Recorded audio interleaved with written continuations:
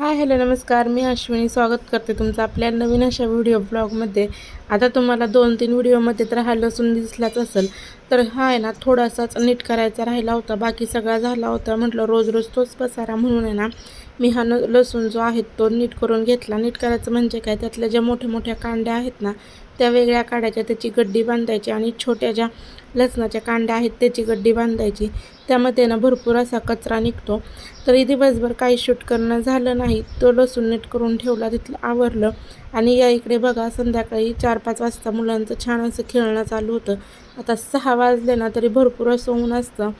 तर इकडे ना साई बॅटिंग करत होता आणि कृष्णा बॉल मारत होता. आता त्याला कळत नव्हतं की बॉल नक्की कसा मारावा. तो डायरेक्ट जायचा आणि त्या बॅटीला बॉल लागून यायचा. तर बघा कसं छान असं दोघांचं या इकडे खेळणं चालू आहे. आणि संध्याकाळी आहे ना त्याला बाहेर लागतं, म्हणजे घरात आहे ना तो अजिबात राहत नाही, त्याला बाहेरच फिरायला लागतं. तर ह्यांचं खेळून झालं त्यानंतर मी त्याला थोडंसं बाहेर फिरायला नेलं होतं. तर आता दोघं भाऊ असले की मग बाकीच्या मुलांची त्यांना गरज लागत नाही की ह्याला खेळायला चल म्हणायचं, त्याला दोघंच कसे मस्तपैकी खेळतात. आणि मग नंतर सगळी जर मुलं असली ना की त्यांच्यासोबत पण खेळतात. पण बाहेरच्या मुलांचं कसं असतं, कोणी कुणाशी जमून घेत नाही. भांडणं तर घरातलेच पोरं करतात, तर बाहेरचे का नाही करणार. तर साईचं पण तसंच आहे, बाहेर गेला ना तर कोणाशी तरी थोडीफार तो भांडणं करून येतोच. त्याच्यामुळे म्हटलं तुम्ही दोघंच या इथे खेळा. तर संध्याकाळी आहे ना मी त्याला घेऊन थोडंसं बाहेर गेले होते. तर या इकडे बघा ह्या झाडाला कशा द्राक्षासारख्याच कैऱ्या लागलेल्या आहेत. तर दुसऱ्या दिवशी सकाळी आहे ना आम्हाला जायचं होतं साईला दवाखान्यात घेऊन पुण्याला. तर या इकडे आता ना सगळे सकाळचे शेतात गेले होते, कारण की दोडक्याचा तोडा होता. आणि त्यातल्या त्यात म्हणजे ना साई पण गेला होता, कारण की त्याला आज सुट्टीच घेतली होती. आम्हाला जायला तरी 10-11 वाजणार होते आणि कृष्ण आणि मी दोघंच घरी होतो. आता दोघंच घरी म्हणल्यावर तो काही काम सुचून देत नाही, त्याच्यावर लक्षच ठेवावं लागतं. तर बाहेर आहे ना मला धुणं धुवायचं होतं. तर इकडे आहे ना त्याचं त्या बकऱ्यांना काहीतरी खायला घालणं चालू होतं. तर मी आता आहे ना त्यांना जो कांद्याचं पातवण जे आणलं होतं ना ते टाकून देते. एकदा का त्यांना खायला टाकलं की डायरेक्ट 3-4 वाजताच खायला टाकायचं.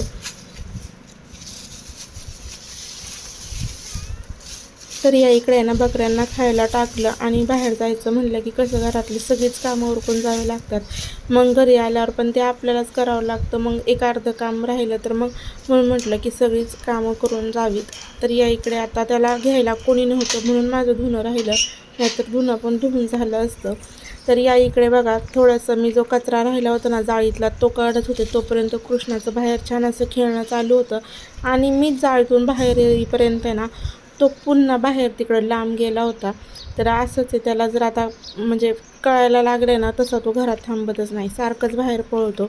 तर आता घरातली सगळी कामं आवरून झाली. म्हटलं होतं लवकर निघावं उन्हाच्या आतमध्ये, पण ऊन तर काय आता 8-9 वाजताच ऊन पडते.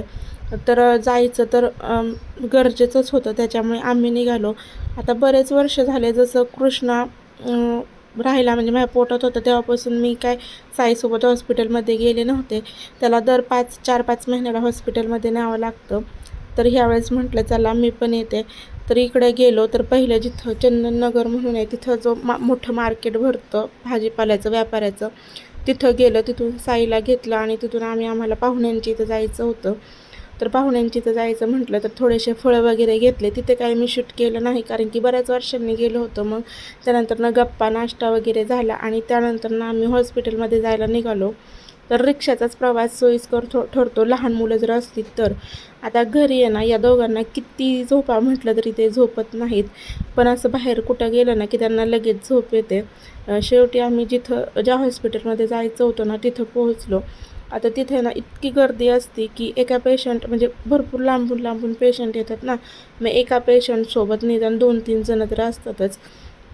तर या इकडे बघा कृष्ण कसलाच खाली म्हणजे एका जागेवर बसायला तयार नव्हता, त्याला नुसतंच खाली पळायचं होतं.